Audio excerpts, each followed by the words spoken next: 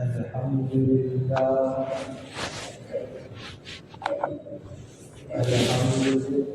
الذي هدانا لهذا وما كنا لنهتدي لولا أن هدانا الله أشهد أن لا إله إلا الله وحده لا شريك له وأشهد أن محمدا عبده ورسوله صلوات الله تبارك وتعالى عليه وعلى آله وأصحابه وذرياته وأهل بيته وأهل طاعته وبارك وسلم تسليما كثيرا أما بعد فأعوذ بالله من الشيطان الرجيم بسم الله الرحمن الرحيم إذا جاءك المنافقون قالوا نشهد إنك لرسول الله والله يعلم إنك لرسوله والله يشهد إن المنافقين لكاذبون صدق الله مولانا العظيم.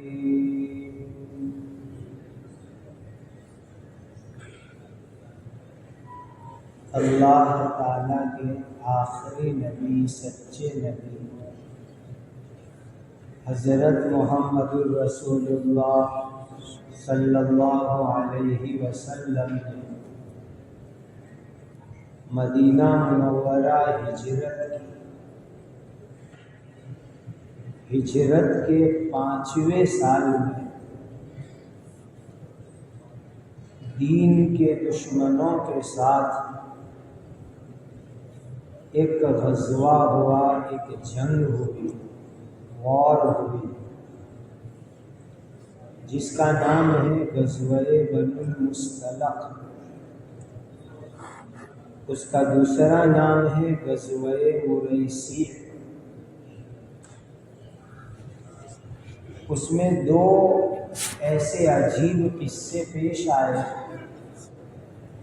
کہ وہ دونوں واقعے اور قصے اللہ تعالیٰ نے قرآن میں بیان فرمائے، اور اس میں امت کے لیے بہت بڑی نصیحت ہے، بہت بڑا سبق ہے. یہ غزوہ اور جنگ بڑی عجیب ہے کہ جو دین اور اسلام اور نبی اور صحابہ کے دشمن تھے، وہ سب کے سب لوگوں نے ایمان قبول کر لیا. دوسری عجیب بات یہ ہے کہ جو اللہ کے نبی کے دشمن تھے وہ اللہ کے نبی کے رشتہ دار بن گئے. دشمنوں کے ساتھ سسرالی رشتہ ہو، اور جو نبی پاک صلی اللہ علیہ وسلم کے کٹر دشمن تھے وہ نبی پاک صلی اللہ علیہ وسلم کے خسر فادر ان لا بن گئے.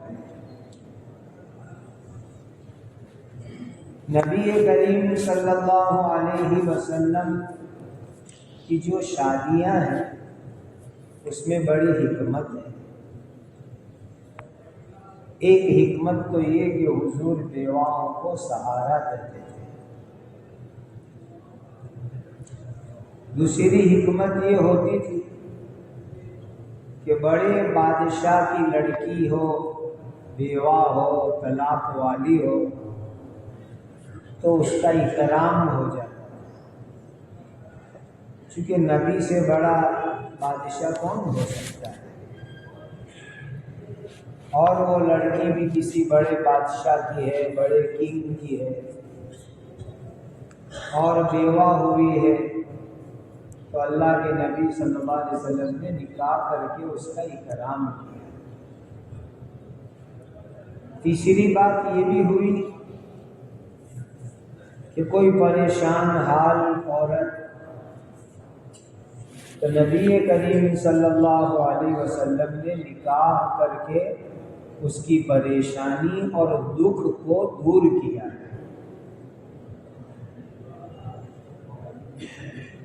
چوتھی بات یہ بھی ہے کہ نبی پاک صلی اللہ علیہ وسلم کی کچھ شادی ایسی ہوئی کہ پورے خاندان کے ایمان کا ذریعہ بن گئی،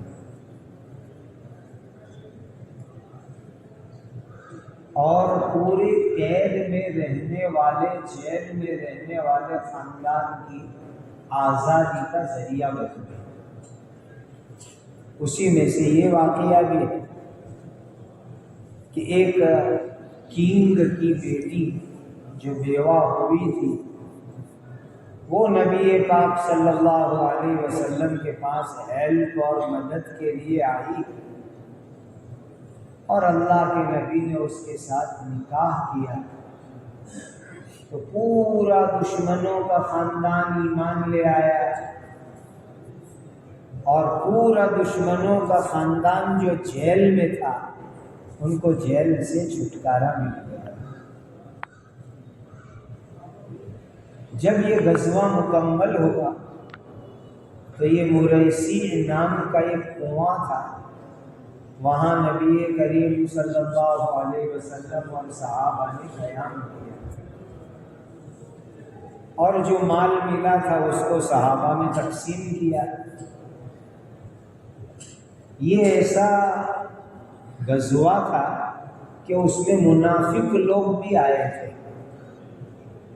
ورنہ منافق لوگ جہاں جان کا خطرہ ہوتا تھا وہاں آتے نہیں تھے، لیکن یہاں ٹارگیٹ ایزی اور سافٹ تھا، مال ملنے کی امید اور لالچ تھی، اس لیے منافق لوگ بھی اس میں آئے تھے، اور منافقوں نے آ کر کے دو بڑے خطرناک فتنے کھڑے کیے، اور اس طرح کے فتنے والے لوگ کسی اچھے کام میں نہ آوے، اسی میں بھلائی ہوتی ہے۔ بہت سی مرتبہ ہم لوگ فریاد کرتے ہیں وہ اچھا کام ہے وہ نہیں آیا، وہ اچھا کام ہے وہ نہیں آیا، تو بعض اچھے کام میں کچھ لوگ نہیں آوے تو 2 رکعت شکرانے کی نماز پڑھنی ہے، فریاد نہیں کرنی، اس لیے کہ وہ آتے ہیں تو کام تو اچھا کرنے نہیں دیتے، خود بھی نہیں کرتے، روڑے ڈالتے ہیں اور اوپر سے فتنہ کھڑا کرتے ہیں اور بڑے خطرناک فتنے اٹھاتے ہیں، تو ایسے لوگ نہ آوے اس میں بھلائی ہوتی ہے، خیر ہوتی ہے۔ تو اس غزوے کے اندر منافقین بھی آئے،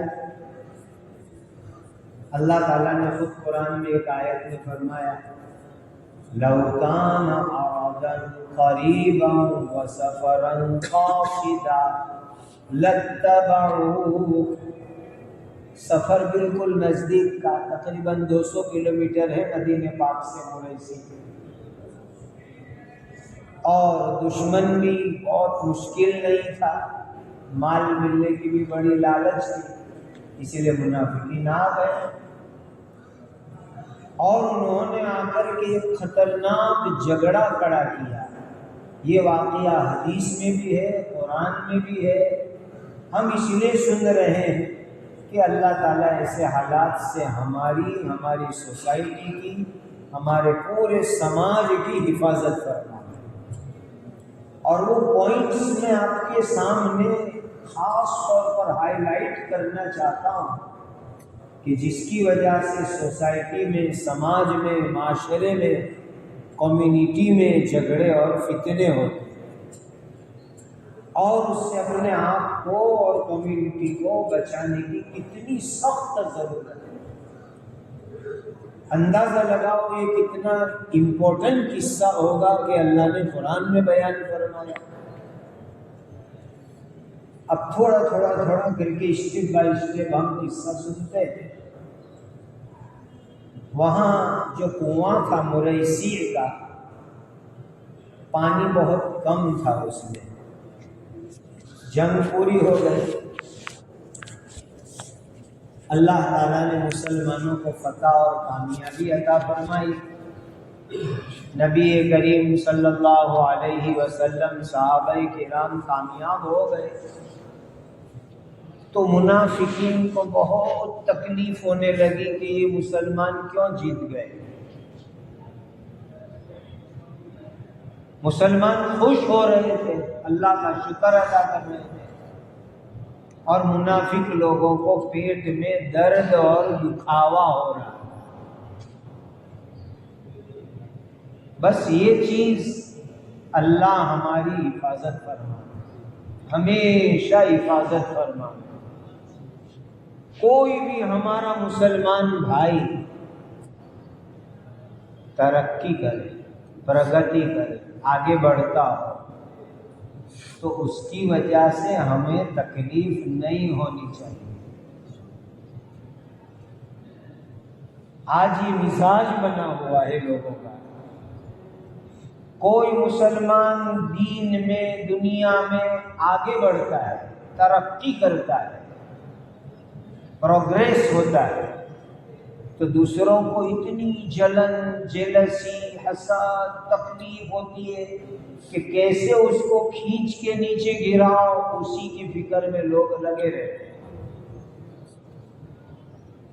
جس کو ہماری ٹھیٹ گجراتی میں کہتے ہیں ٹاٹیاں کھینچ پروروتی، کہ لوگوں کے پیر کیسے کھینچنے اور کیسے گرانے۔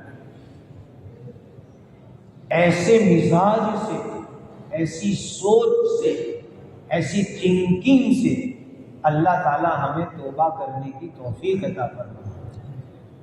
کوئی بھی مسلمان آگے بڑھتا ہو تو خوش ہو، اس کے لیے دعا کرو، اس کی ہیلپ کرو،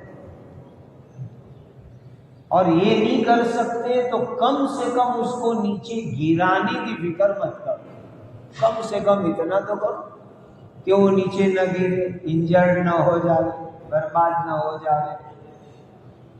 ایسی چیزیں گناہ کبیرہ میں آتی ہیں۔ سنو دھیان سے، یہ کوئی چھوٹا گناہ نہیں ہے، لوگ اس کو بہت معمولی سمجھتے ہیں، اور یہ گناہ کبیرہ میں آتی ہے، بڑے گناہوں میں آتی ہے ایسی چیزیں۔ تو منافق لوگ بہت جل رہے تھے کہ مسلمانوں کو فتح ہو گئی، کامیابی ہو گئی، اور منافق لوگ مسلمانوں کے ساتھ آمنے سامنے سے کچھ کر نہیں سکتے تھے، تو انہوں نے اندر گندے پلان بنائے حضرت نبی کریم صلی اللہ علیہ وسلم اور صحابہ کو تکلیف دینے کی۔ گندی پلاننگ، اور یہ گندی پلاننگ بھی ایسی خطرناک چیز ہے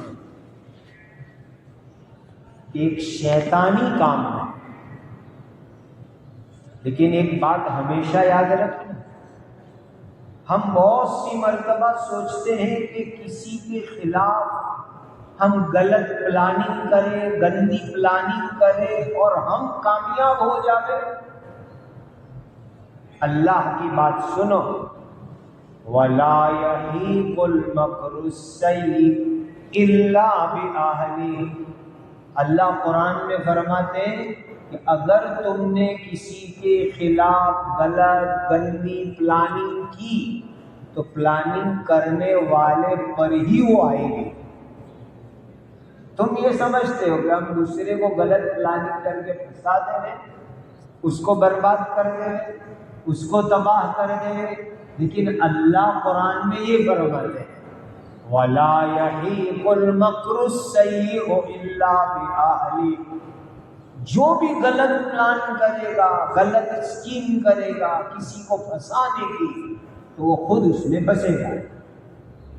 اپنے یہاں گجراتی میں کہتے ہیں کھاڑوں کو دیتے پڑے، یہ اس آیت کا حاصل ہے کہ جو گندی پلاننگ کرے گا، جو غلط سازش کرے گا، یہ قرآن میں اللہ کا فرمان ہے کہ وہ خود اس میں پھنس کے رہے گا۔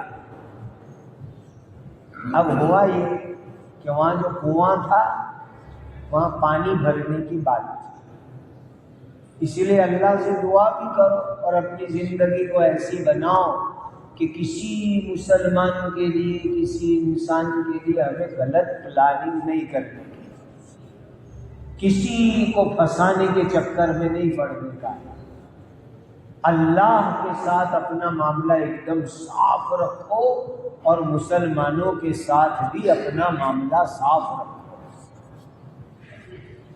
تو پانی کی ضرورت تھی، عرب کے اندر پانی کے کنویں کم ہوتے، تو وہاں کنواں تھا مریسی نام کا، جنگ پوری ہو گئی، صحابہ پانی بھرنے کے لیے جانے لگے۔ اتنے میں سیدنا حضرت عمر رضی اللہ تعالی عنہ کا اونٹ، اس کو بھی پانی پلانا تھا اور پانی بھرنا تھا، تو حضرت عمر رضی اللہ تعالی عنہ کے خادم جس کا نام ہے جا یہ حضرت عمر رضی اللہ عنہ کے خادم ہوتے ہیں، وہ حضرت عمر کا اونٹ لے کر کے پانی بھرنے گئے، پانی پلانے کے لیے گئے۔ گھوڑا تھا حضرت عمر کا۔ اسی وقت کے اوپر ایک اور صحابی حضرت سینان رضی اللہ عنہ جو انصاری تھے، وہ بھی پانی لینے کے لیے آئے۔ حضرت عمر مکہ سے آنے والے گروپ میں مہاجرین میں سے ہیں، ہجرت کرنے والوں میں سے ہیں، اور حضرت سینان رضی اللہ تعالیٰ عنہ انصار مدینہ کے گروپ میں سے ہیں۔ اب وہاں کنویں کے اوپر دونوں جمع ہو گئے، حضرت عمر کے خادم جہجا حضرت عمر کا گھوڑا لے کر کے، اور حضرت سینان رضی اللہ تعالیٰ عنہ، کچھ اور بھی لوگ وہاں پر تھے۔ کنویں میں مٹکا ڈالا پانی نکالنے کے لیے۔ اب یہ بھی بہت سوچنے کی چیز ہے کہ بعض مرتبہ چھوٹی بات بڑی ہو جاتی ہے، تو آدمی درگزر کرنے کی عادت بناؤ، چھوٹی بات کو چھوٹی ہی رکھو، چھوٹی بات کو لارج اور بڑی مت بناؤ۔ یہ بھی مزاج اپنا سدھارنے کی ضرورت ہے۔ بعض لوگ چھوٹی بات کو اتنی لارج بناتے ہیں کہ اس کی وجہ سے بہت بڑے فتنے کھڑے ہو جاتے ہیں۔ ایسے موقع پر تھوڑا بڑا دل رکھ کر کے درگزر کرو، چھوٹی بات کو چھوٹی ہی رکھو اور چھوٹی بات کو ختم کر دو۔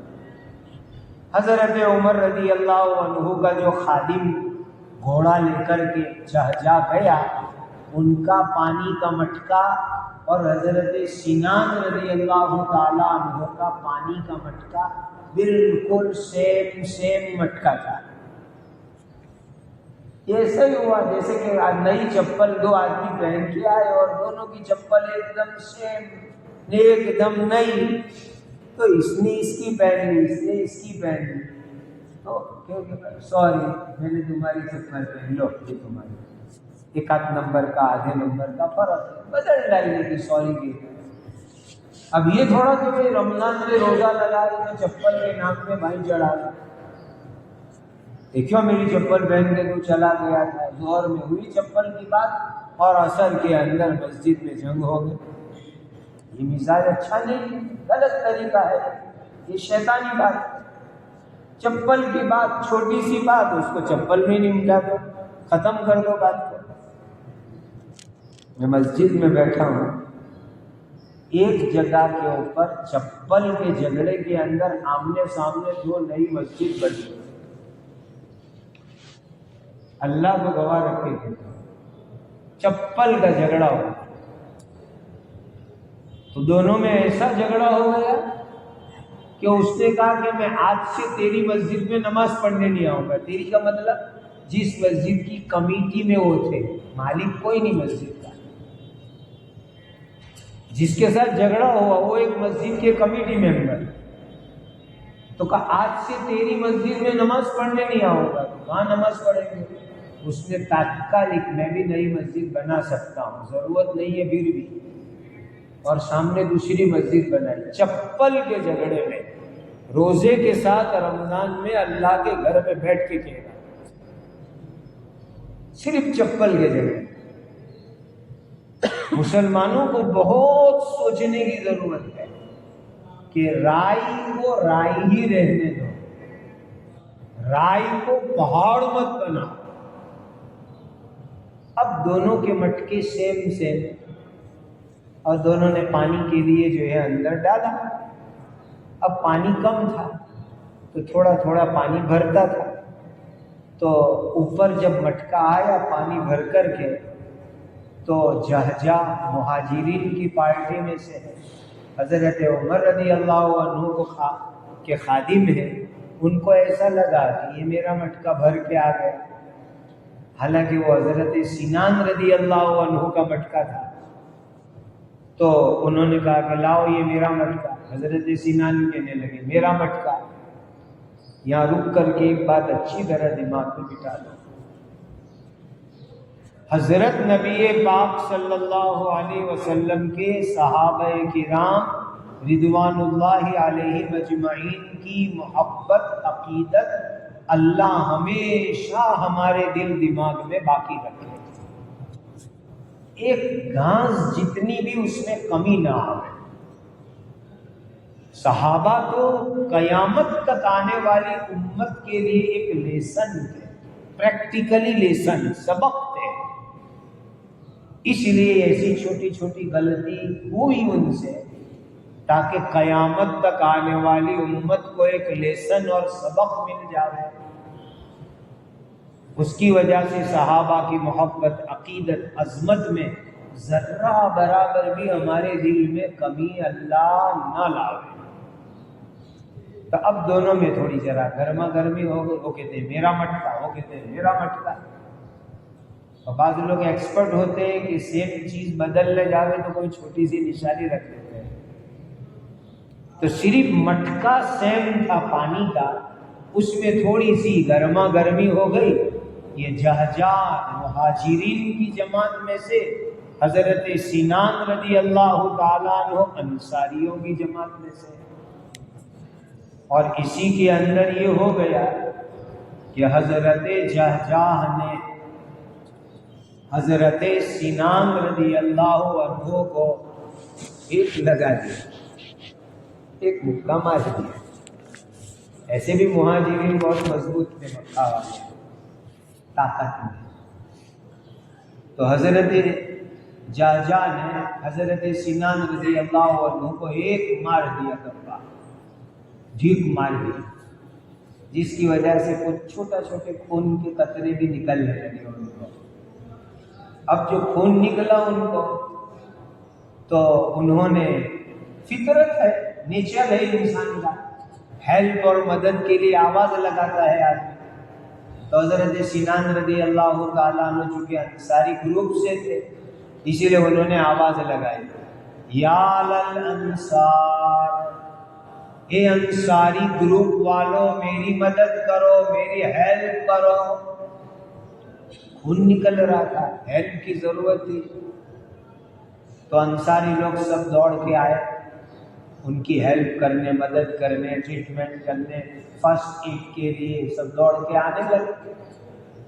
تو جہجہ یہ سمجھے کہ میں نے ان کو مکہ مارا تو انہوں نے مجھے بدلہ لینے کے لیے اپنے گروپ والوں کو بلایا۔ تو حضرت جہجہ رضی اللہ تعالیٰ عنہ نے آواز لگائی، یا للمہاجرہ، اے مہاجروں میری مدد کرنے کے لیے آؤ، میری ہیلپ کرنے کے لیے آؤ۔ یہ مس انڈرسٹینڈنگ ہے نا، وہ بہت خطرناک ہے، غلط فہمی۔ اب حضرت سینان کو کچھ خون نکل رہا تھا تو ان کو ایک کی مدد کی ضرورت تھی، تو انہوں نے انصاریوں کو بلایا، تو انہوں نے آواز لگا دی یا للانصار، اور ان کو مار بھی لگی، انہوں نے آواز لگا دی۔ تو حضرت جہجہ یوں سمجھے کہ یہ میرے مار کا بدلہ لینے کے لیے اپنے گروپ کو آواز دے رہے تھے، انہوں نے اپنے گروپ کو آواز دی یا للمہاجرہ، اے مہاجرین میری ہیلپ کرنے آؤ، میری مدد کرنے کے لیے آؤ۔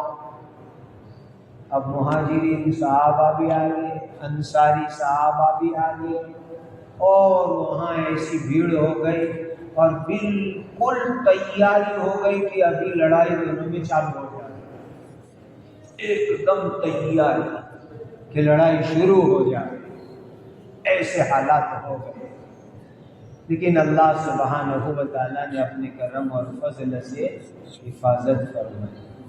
انشاءاللہ آگے کی بات آئندہ مجلس میں عرض کریں گے، لیکن یہ بڑی خطرناک چیزیں ہیں جو اس واقعے کے شروع حصے کے اندر ہمارے لیے سبق لیسن ہے کہ ہم بدگمانی، مس انڈرسٹینڈنگ اور اس کی وجہ سے جو فتنے اور جھگڑے ہوتے ہیں، اس سے اپنی فیملی کو، اپنی کمیونٹی کو، اپنے سماج کو بچانے کی بہت ضرورت ہے، بہت ضرورت ہے۔